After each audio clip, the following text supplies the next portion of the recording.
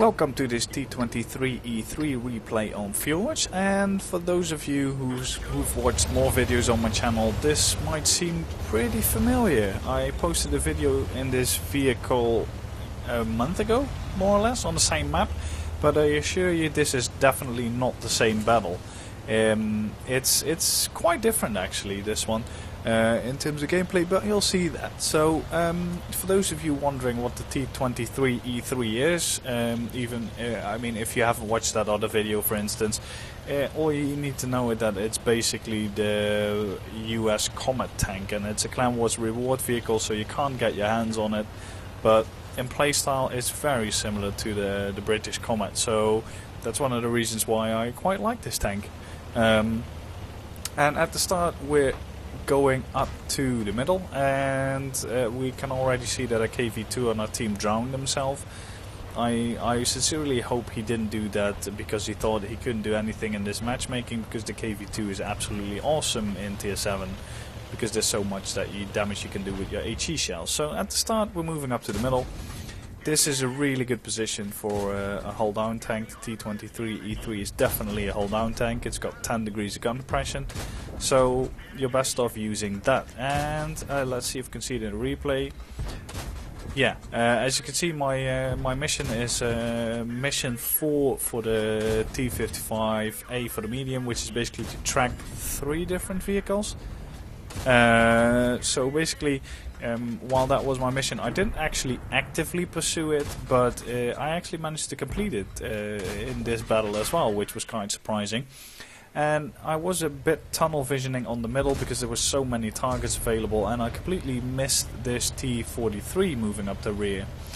Luckily though, he doesn't seem to have backup. I moved back a little bit, pinged the map to alert my team to the impeding danger in the back, and I've decided to just go and kill this T43 so we can actually go back to work the middle again, because this guy is just being an annoying guy, let's put it like that. And I don't know why people like this TD do that. Why the hell are you going to face hug that guy? That was some terrible shooting by me, but why are you going to face hug that guy? Because it makes it harder for the rest of us to actually try and help you. I mean, that's one of the fastest way to suicide, is just face hug tanks and basically block the shots of your allies. So anyone of you watching this video, never do that. Just keep some distance so your allies can actually shoot and help you instead of just watching you die. So we got rid of that guy. He didn't seem to have backup, because then it would have showed up already. So we just go back to this T29. And we're just shooting the track here because that just gives you a lot more XP, because you get loads of assistance damage if you track an enemy tank and enemy or allies do damage to him. As you can see, I've still got the regular ammo loaded, and the regular ammo in this tank has 149 penetration, 115 damage, so pretty much the same as the Comet has got 148. So yeah, it's good for most engagements. Occasionally when on missions I tend to only use premium ammo in this tank, but this match it wasn't really needed, because for tracking you don't really need to penetrate every shot, you just need to damage their tracks basically. So I just keep putting one shot into his tracks and one shot into his turret until I can actually finish him off. And now we can see the enemy IS that moved up the side.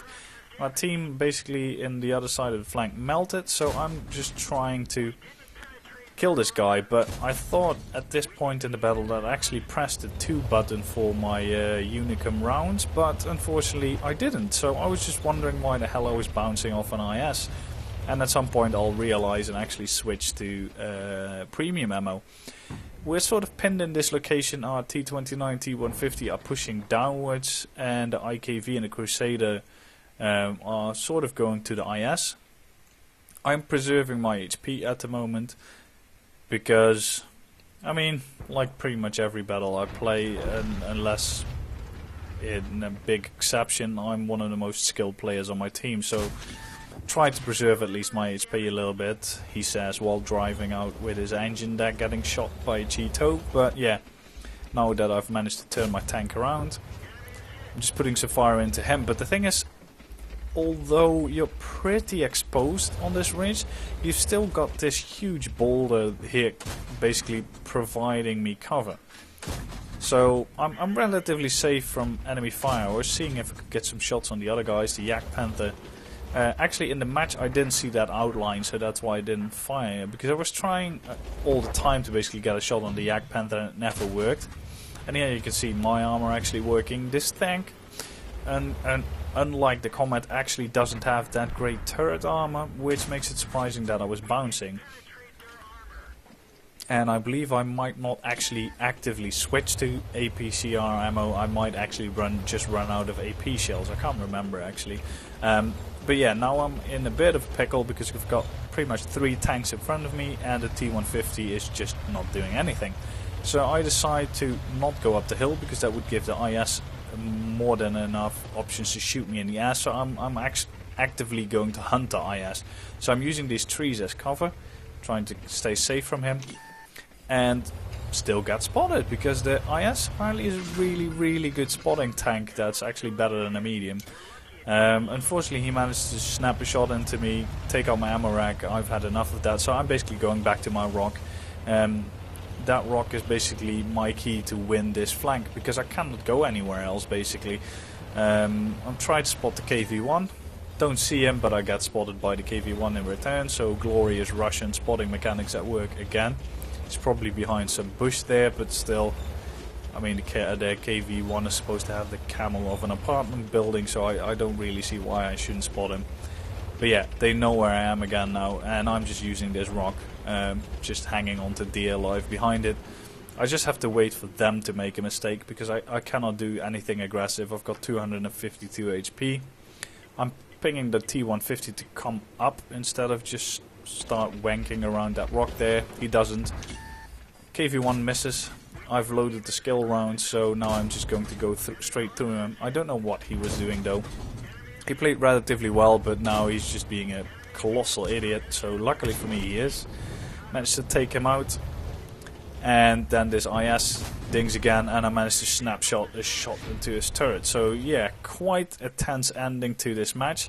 I actually really enjoyed playing this match, but I was a bit hyped up towards the end, where I basically got rushed by these 2 tanks.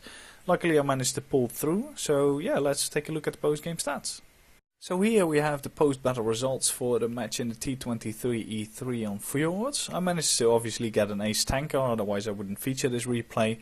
Managed to get a high caliber and a top gun. We didn't unfortunately get the Radley Walters because we got 7 kills instead of 8, so that's a bit unfortunate, but then again 7 kills, really quite nice. So all in all managed to get 3.4k damage, which is really nice for a gun that does 115 damage on average.